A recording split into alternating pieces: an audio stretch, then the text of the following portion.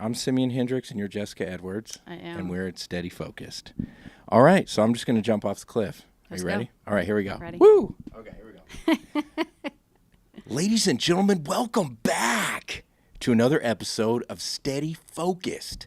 I'm your host. I'm your number one, Mr. SimeonHendrix, and we're here for the second episode in the brand new downtown Wichita Falls studio. I'm pumped. And we got one of my favorite people on earth, Jessica Edwards. She's the co-founder of Frank and Joe's Coffee House, based right here in Wichita Falls. It has grown into this amazing, unique coffee destination where you can just fall in love with all the coffee that you ever want. I love that place. She's a serial entrepreneur. She has a lot of other business ventures that she does. She loves the Wichita Falls community. And so this is going to be really exciting. So guys, please, let's jump straight into it. Help me give a big, steady, focused welcome to my friend, Mrs. Jessica Edwards.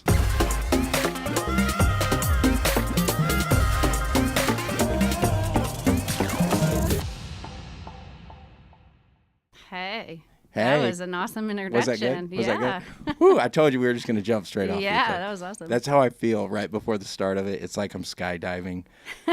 And it's like, what are you going to do? You just got to go, yeah. Jessica, when is your favorite time of day to drink coffee?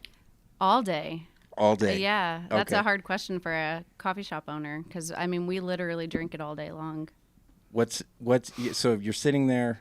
I'm going to say let's start first thing in the morning. Okay, your first cup of Joe. Yeah. All right.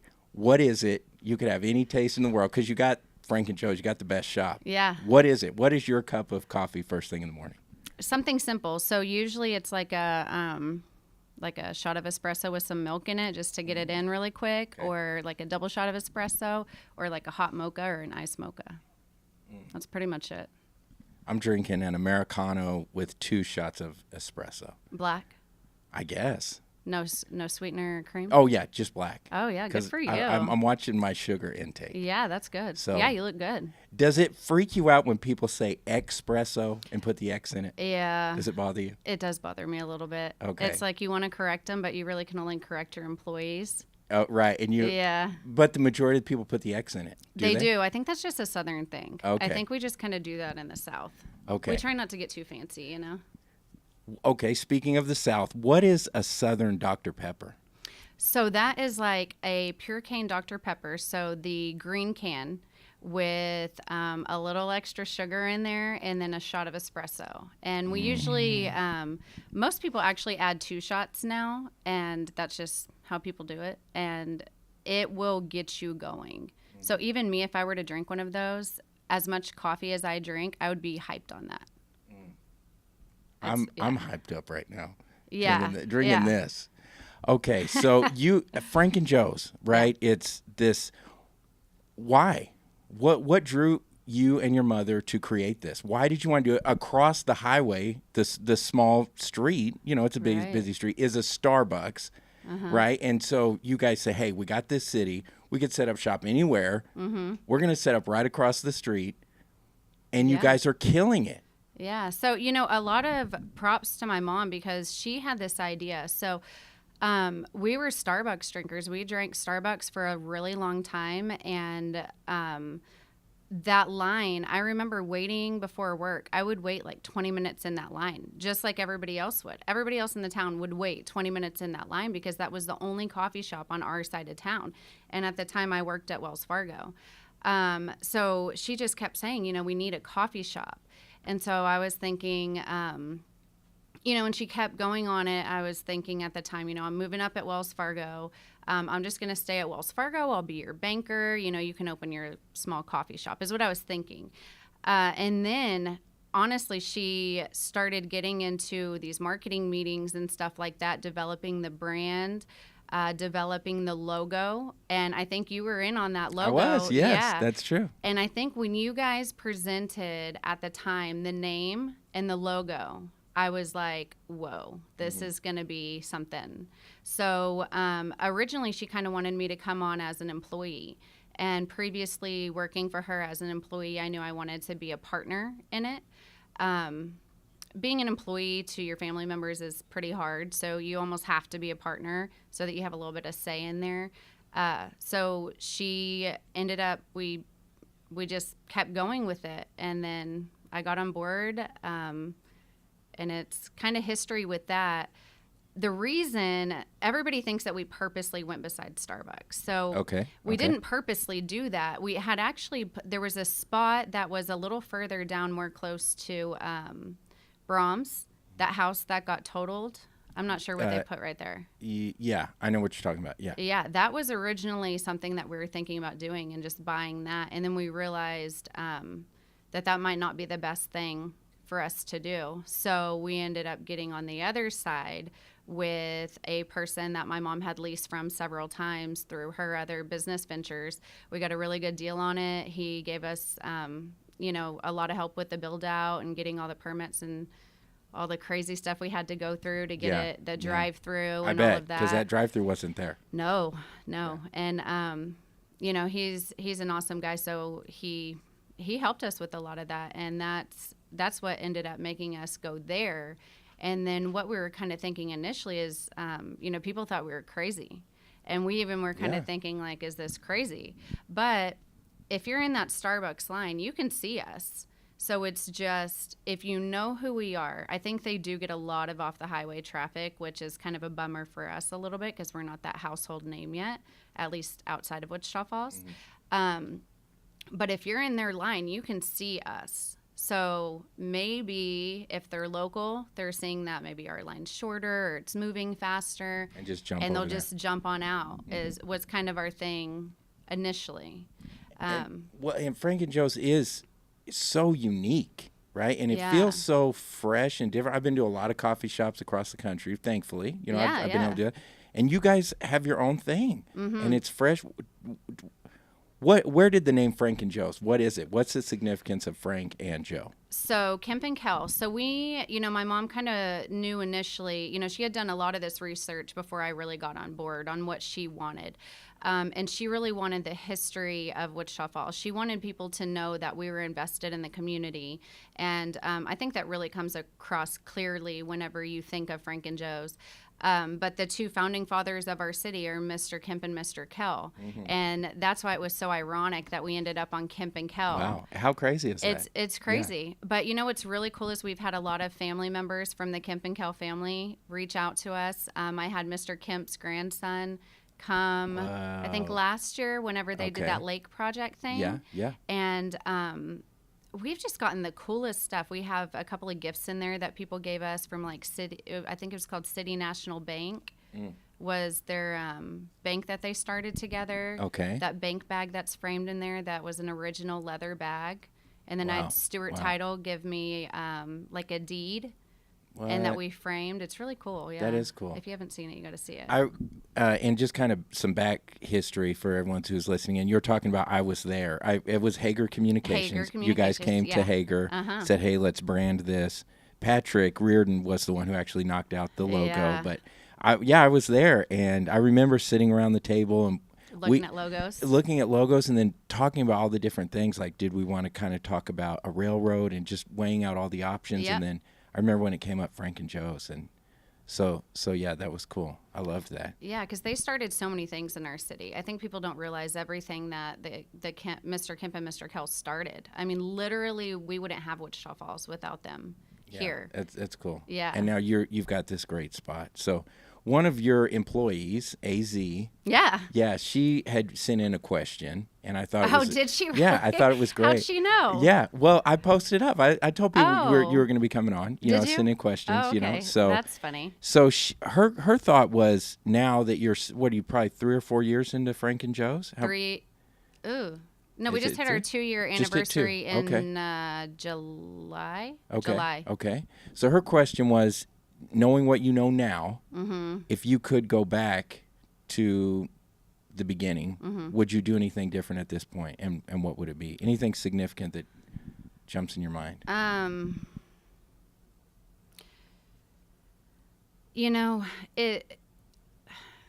almost wish we could have like a little training studio. And I know that sounds kind of crazy, but it's really hard to perfect quality coffee when we're as busy as we are. So we have the 2 bars. So we have our back bar, which is like our drive-through bar, and then our front bar. And it's really hard to train people because we're so constantly busy that you don't have that chance to really stop and dig in like we were able to do before we opened, when we had all of those people in there and we could train them all on every little thing. And I wish we could have some sort of like back training room where it's just like a little machine that's the same as our machines, obviously not the big humongous ones, but and really train on that. The machines are just so expensive that that's probably not an option. But it's simple things like the layout. We really, I mean, these are things looking back on, but the layout. Maybe would have done things different a little bit that way. Yep. The layout is not, it doesn't flow how we need it to flow. Okay. But of course, not working at a coffee shop and not owning a coffee shop before, we were kind of guessing at a lot of things. Well, I love that though, Jessica, because that's one of my favorite sayings is launch the plane and adjust mid-flight.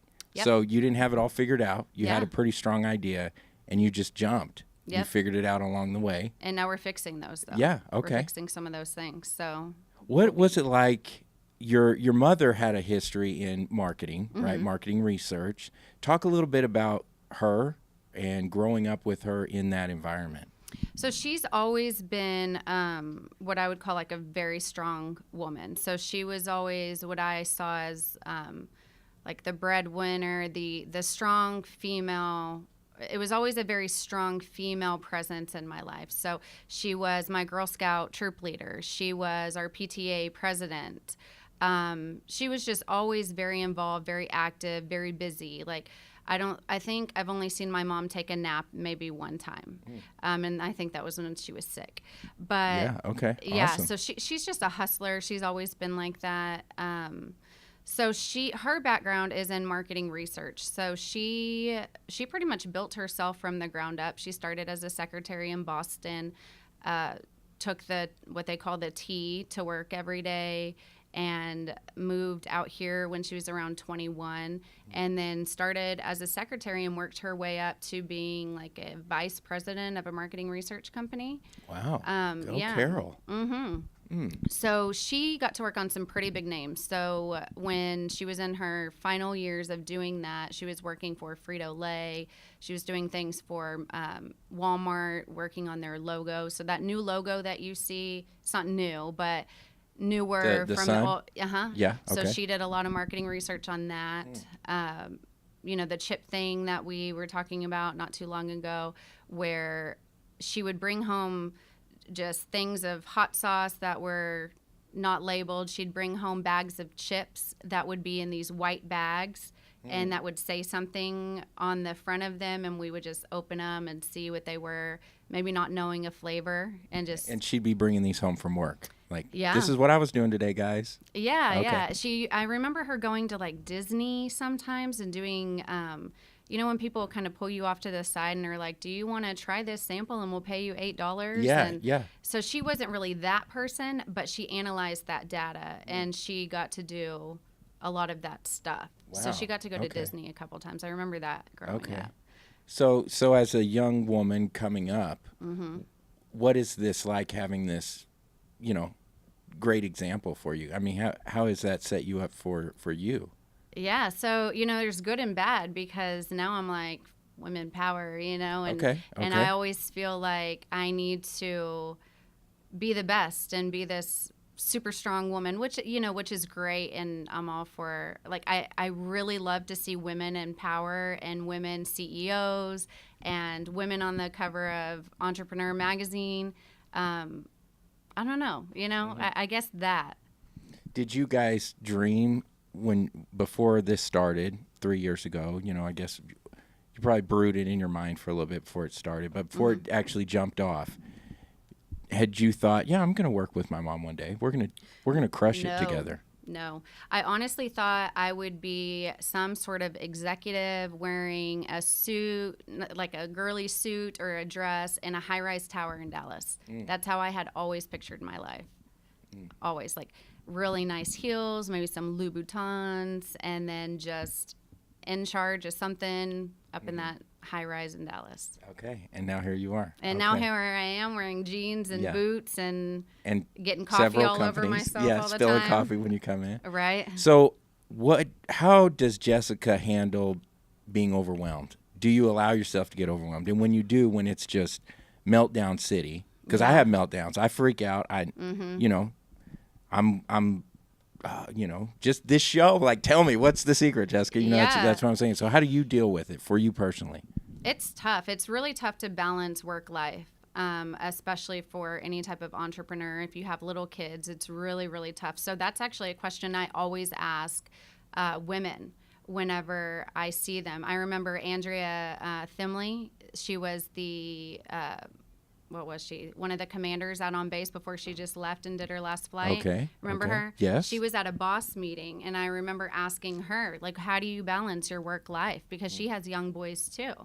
And she was a huge inspiration to me, being one of the few female pilots who was like a really awesome pilot with these young kids at home and doing that. So I think it's, you know, we just have to do what we have to do, and having that support team. My mother-in-law is always there for us, and, you know, yesterday I set up at an event, today I'm here, so it's kind of like I'm always, I have to have that support team around me. Yeah, because well, Carol does a lot. You both are out in the community as well. Mm-hmm. You're not just sitting in your coffee shop and getting in your time and jumping out. Like, you're both very visible people. Yeah, we're very, yeah. So we do a lot. You know, board meetings, we're on board. I was in Rotary, she's in Rotary. I've had to kind of drop off of some things that I was doing just because it was too much. Yeah, I get it. Yeah. I mean, yeah. It's tough. I totally see that. But so, I mean, there's no secret. I would say one of the first things a business owner should do, and probably most of the business owners watching this would say the same thing, get yourself like a counselor. Oh, great. Okay. And then, Come on you know, with it. honestly, if you're going to start a business, you need to get yourself a counselor. We recently got a business consultant, and this is something, you know, I didn't even know people really did things like this, and it was recommended to us by our banker, and then we got her, and she is amazing. She really helps me with things that I need to work on just to grow individually, and then also to grow the business. But she kind of also helps with she's almost like a middleman. And so sometimes in business you have to do that, especially if you have a partner, because you don't get to make all the decisions. Okay. You know, it's you and somebody else. So if you're butting heads on something, you almost need that middleman so you can explain your side, and then they can maybe present it in a different way. Because you and your business partner, especially if you're family, you know each other too well, and you're going to start pulling in family dynamics, and you're going to start getting upset, getting emotional when it's a business decision, you know, or it's something that you guys just don't agree on. And that's why having that person is really key. If you can go into business by yourself, it's probably better. Yeah. Okay. Then you don't have anybody to. Yeah, but it might be lonely, right? When you are in the trenches and you know it's getting deep, it's got to be some sort of a good feeling to look and know that your mom's right there with you, and like, we will get through this. Yeah. So the good thing about her and I is how we see things are very different. So while I'm, you know, and even our business consultant says this, I'm like the dreamer. So I have all these ideas of things that I want to do in the future. So I can see what I already want to do. I can see, you know, 10 other Frank and Joe's and where I want them at. I can see this drink that I want to make. And, cool. You know, yeah. And so she's more of, well, what's happening today? Are we up today? Are we down 20%? Are we down 1%? Were there too many discounts given out? You know, it's like an analyzation of numbers. Yeah. And it's a great, you have to have both of those. And a lot of people who are business owners maybe have their CPA or somebody to do that. There you go. And I have my sister and my mom on doing that stuff, and then doing like the hiring, the paperwork, all the stuff that people like me are not good at. Yeah. Okay. So that balance is good. So you make a lot of drinks. We do. At Frank and Joe's. It seems like every holiday I'm seeing something cool. I love the photos that you guys put up on Facebook, Instagram. So what is your favorite drink? I know we talked about first thing in the morning what you're going to drink. Yeah. What is your absolute favorite drink at Frank and Joe's? Oh, see, I'm not like that. I can't do that. You just want different all the time. Different. Okay. Yeah. So we have those same customers that come in every day. They drink the same thing every day. They get up at the same time every morning. That's my mom. You know, she either drinks a vanilla latte or she drinks a London Fog. And Ooh, London Fog. That sounds have you great. had that? I haven't. I've never even heard of that. It's so good. It's Earl Grey tea, which is like bergamot flavors with vanilla and steamed milk. It's really, really good. Like, I love that drink too. But that's not me. I switch it up. Almost every day I switch it up. Just so, like, this it. is wassail in here right now. I've never heard of that. Yeah. Okay. It's kind of like your grandma's recipe, which is what we're getting back to. Which is what? How is it my grandma? So I'm thinking steamed, or is it something like that? No, it's simmered. We simmer it, we infuse it. So if you notice, just like you said, you've noticed some of our new drinks. Yes. We are getting back to like the old way of doing things. So typically coffee shops, what they do to save money and time is buy syrups. And we buy syrups, but what we're doing is trying to get back to a different drink that is something more, I guess I would say. So that maybe takes more time, that we're invested in. So, for example, the wassail, it's a mix of fruit juices that we simmer with like cinnamon sticks, oranges, apples, spices, and then it sits there for like 4 hours simmering. Then we take out all the stuff on the inside, and then we serve it with like oranges on top. And now we're doing this infused cold brew. So we're trying to infuse more. We're trying to make more sauces and things like that. And this is like a classic recipe. So whenever we talk about like your grandma's wassail, it was something that they used to make like a long time ago. And then the tradition of it, I think, has kind of been lost. And with what we do with history and making things, we wanted to get back to some cool stuff.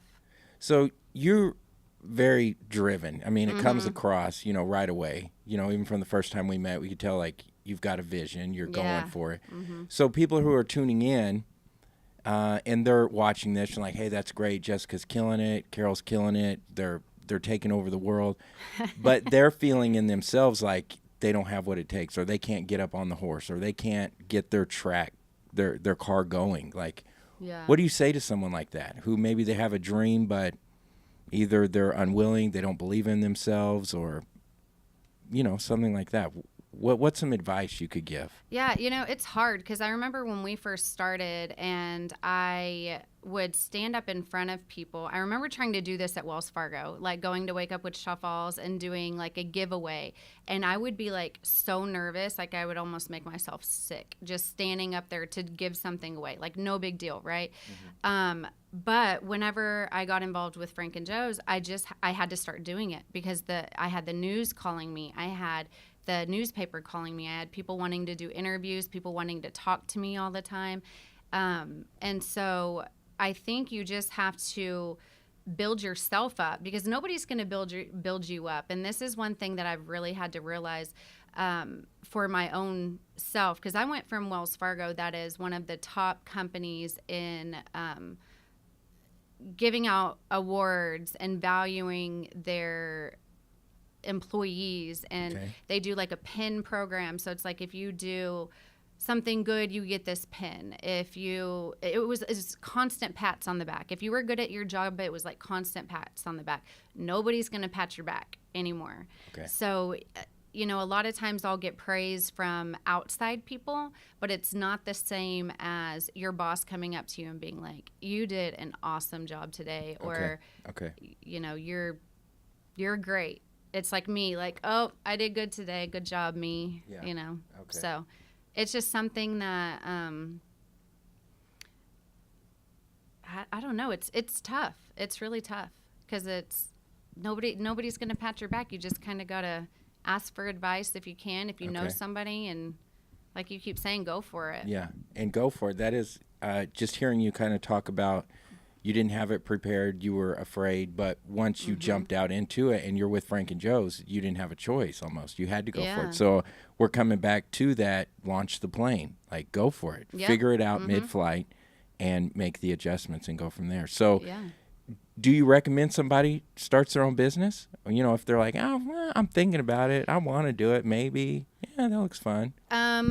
Not if they're like that, no. Okay, I might do it. I don't have anything going on tonight. Yeah, no, absolutely not. Okay. Because people don't realize you are fully 100% invested into it. And, you know, people will be like, what are you doing on Facebook at 12 o'clock at night? Why are your Frank and Joe's posts going out at 12 o'clock at night? Well, because I don't have time to do it any other time. You know, I got to get my kids in bed and everything else, and I still got to get that post out and get it all updated in our system, get the new drinks in there, figure out what I'm going to say, make sure, you know, do all of that. And if you're not 100% committed and you can't be where the people are. So the people are on Facebook, they're on Instagram, they're on Snapchat, they're on all these social media platforms, and word of mouth is huge, but you also have to be super present. And if you don't have time for that, or you don't have people that can do it for you, or you don't have the backing to pay somebody else to do it for you, it's going to be a failure. And working at Wells Fargo as a small business banker, I saw it all the time. Okay. And come with it. I want to hear this. What did you see? Business is failing within months. And they're making excuses? Are they saying, I can't because? No, they poor management of money, for one. So a lot of times what I would see was they had a business account set up, and people who know business know you keep business and personal very, very separate. So if I'm going to go buy, if I got to go buy my kid a lunch, I'm not going to use my business card to do that. And I would see it nonstop, you know, a gas station purchase for like $4. You know, that's like a drink or something on a business card. And, you know, when you're a banker, you can see all the transactions going on in people's accounts. And it was just, they weren't focused on keeping, you know, it's kind of like you, steady focused, right? All right? They were not focused on doing the things that they had to do, that they know that they have to do to succeed in business, which is your money stays separate. You need to be set up correctly. So meaning S Corp, LLC for your liability. They didn't have proper insurance. It's like, you know, I hate to say it like this because I don't want it to sound bad and I don't want to discourage anybody. Say it. We want to hear real talk. You can't just have a dream and think that you're going to succeed. You know, you can't. You have to have a backing. So when we go back to what we did, so my mom took out pretty much all of her retirement that she had built for, I mean, how old is she? I don't even know. You know, 40 years of retirement. Okay. She had pretty much taken that out, and we secure on that money and our equipment. Bankers do not want to loan you money for a restaurant because a restaurant typically fails. So it's like 1 in like 500 or something succeed. I don't even remember what it was, but I remember at Wells Fargo trying to get any type of loan for a restaurant. It was an instant no. We couldn't even talk to them if they wanted to get a loan for a restaurant. That's why small banks are great because they can kind of talk to you a little bit more, but you have to have skin in the game. And if they don't have the skin in the game, you know, forget it. Well, it's not forget it. It's just, how are you going to do it? Yeah. Are you going to have investors? So if you have investors, are you going to be ready to pay them out? Are you going to be ready to listen to everything that they want to do that maybe you don't want to do? Because if they own more of your business than you do, then you're not, you know, you're just kind of their puppet, right? Yeah. So that's some good things to think about right there, guys, because there are a lot of people that jump into it and I don't have a plan and I'm just going for it. Yep. And so this is almost something like, let's take a step back. This is an important thing to have the plan. Or if you have already started your company, what if you're like, Jessica, I don't want to do that. I just want to just go for it and just screw off. And Yeah. what's going to happen? What's a repercussion of that life, do you see? You lose your money. You know, I specifically remember having this customer, and he had a very specialty store. And when he started his account, there was like 50 grand in the account, maybe more. And it was gone very, very quickly, very quickly. And he had quit his job, opened this very specialized store that only targeted a certain demographic, a certain type of person, and it only sold certain products. So it was very, what is that called? Niche. Yes, very. And by the end, I think it took him about a year. And then he had counts negative all the time. It was just done. Just done. Couldn't pay employees on time. Just sad. It's really sad. And what I was thinking with him at the time is he has $50,000 in his bank account. Okay. He's going off on this and buying these crazy expensive the signs that go in the front of the buildings, the neons. Yeah. The neons cost like $3 to $5 grand, sometimes up to 10 grand. Okay. So even if you're just thinking about your signage, you know, maybe you don't want to do that. Maybe you want to call the burn shop and see how much theirs is for a metal sign and get that done. Okay. I think it's just people, Okay. they're jumping too quickly. Yeah.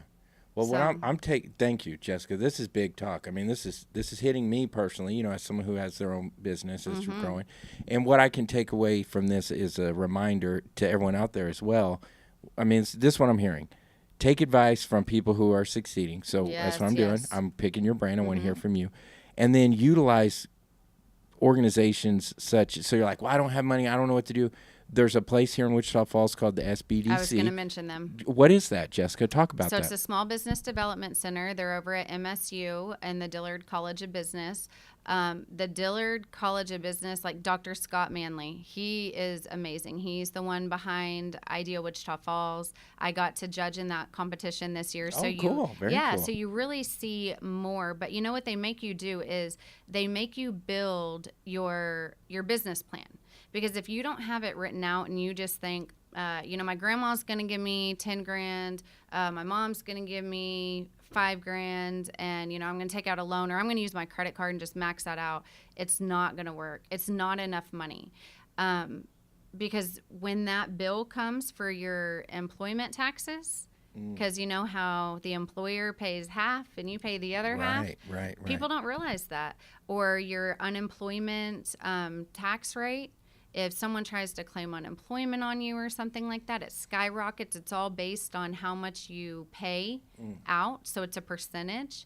And these are things that people don't realize. You know, our first couple months at Frank and Joe's, we had our AC units go out. Both of them. Oh. 2 of them. And most leases are triple net. All the landlords around here, you know, they're smart. They're going to do triple net. And what is triple net? So triple net is pretty much you're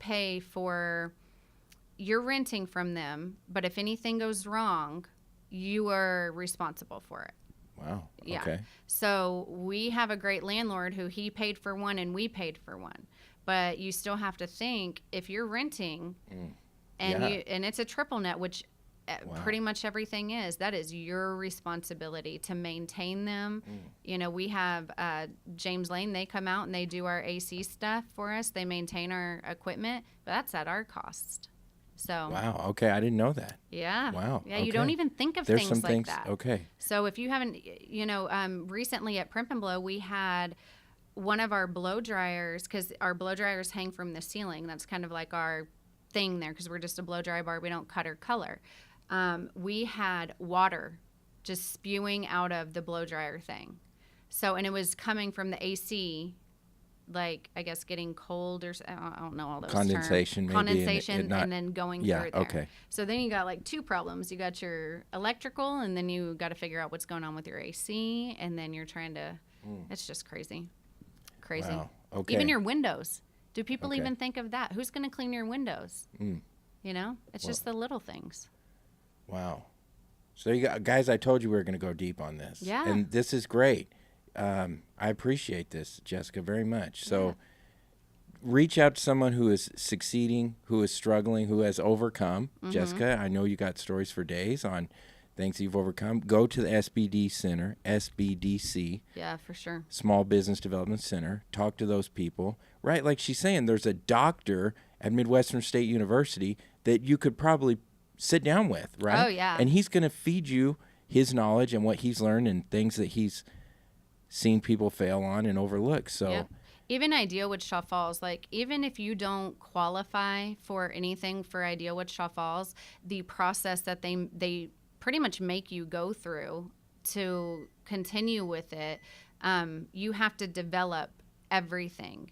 And they really get into depth about credit, because if you have bad credit, it is very, very, very hard to open a business. And so you will have to try and work on your credit first. And I mean, these are all things that they go over. So I'd try and enter Ideal Wichita Falls just to be able to sit down with Dr. Manley and hear what all he has to say on it. Oh, Jessica, all this sounds great, but I'm impatient. I don't want to do this stuff. I know. So what's I don't want to do it. Then, suffer the consequence, or what? So that's me. I'm an impatient person. Like, I don't want to do all that. I don't want to do all that paperwork. I don't want to. I mean, the things for us to get our TABC license, so that's the Texas Alcoholic Beverage Commission, for us to be able to serve beer and wine, craziness, your permits, for us to go through all our checks with the health department and pay them. Another thing people don't realize is you have to pay taxes to the city of Wichita Falls on everything you own. Yeah, so these are things that you don't even think about having to do, that you need someone to kind of let you know, hey, you're going to get a bill once a year, and they are going to look at everything that you own, whether it's your inventory, your machines, your tables and chairs, and they want a cut of everything that you own. Okay. Yeah, wow. And it's intense. Yeah. So if you report that wrong, so that's actually what happened to us at Primp and Blow, is they the previous owners before we took over reported all these things, and so we are like the highest taxed salon in Wichita Falls, even though you have amazing salons that are bigger than us, that have more equipment than us, that they're doing cuts and colors and everything. Because it was reported wrong. Because it was reported incorrectly, with all of this extra stuff that maybe didn't have to be reported, but a person who doesn't know. So our tax bill, so let's just compare it to Tangles, because all of this is public information. Our tax bill is almost like 2 to 3 times theirs. Wow. And our property taxes that we have to pay to the city. And so to fight that is nearly impossible. So talk to somebody, guys, right there. Yeah. Even if you've already launched your plane, you're cruising on your way to Vegas or wherever you're going, the Bahamas, in your plane, talk to somebody. Okay, talk to somebody. SBDC, get down there. Yep. Jessica, talk about some of the best advice you've ever received. So we were I was thinking about this today, and I go back to the idea Wichita Falls that we had, not this year, but last year when Chick-fil-A was presenting. And I remember that. Yeah, they said something about change the, oh man. If it's on your phone, read it. Go ahead. Phone. Yeah, I want you to keep the mission, change the method. And one more time. Keep the mission, change the method. So what we've done is we've developed our vision statement, our mission statement. It is at the top of all of our forms whenever we have any type of meeting. We read it out loud. We've framed it. We have our mission statement is framed above our coffee shop, and then our vision statement's in the back. And they're framed and they're nice and they're pretty. So if you want to read them, read them. But it is sticking to that. So people get really far away from their mission. And so what they're saying is, change the method, but keep your mission, because you know what your mission is. So our mission has always been produce quality coffee, help the community, be involved in the community. And we have to figure out ways to do that without straying too far. So I can give you a couple of examples.